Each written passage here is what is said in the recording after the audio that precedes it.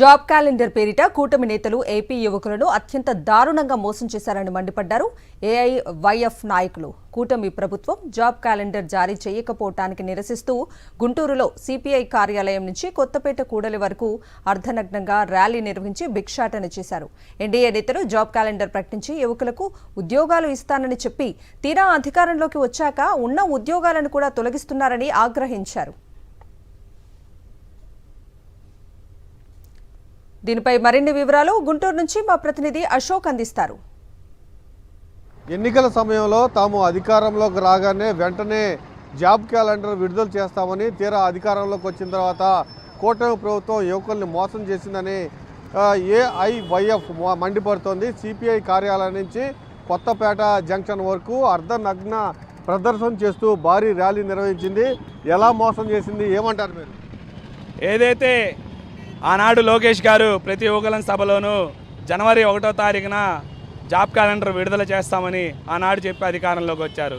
మేము ఒకటే డిమాండ్ చేస్తూ ఉన్నాము. అధికారంలో రాకముందు వందలాది హామీలు ఇచ్చి అధికారంలోకి వచ్చిన తర్వాత బడ్జెట్ లేదని గత ప్రభుత్వం మీద విమర్శలు చేస్తూ ఉన్నారు.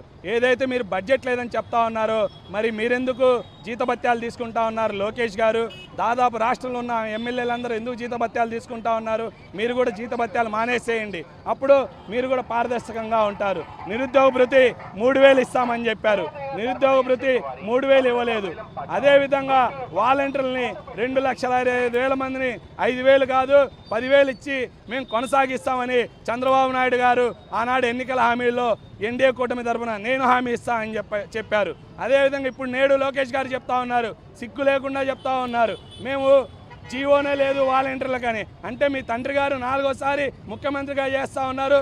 దేశంలోనే నరేంద్ర మోడీ కన్నా సీనియర్ నేత అయినటువంటి ఈ యొక్క చంద్రబాబు నాయుడు గారు మీరు ఇచ్చిన హామీలకే చట్టబద్ధత లేకపోతే ప్రశ్నించడానికి మేమందరం యువకులుగా ఉన్నాము.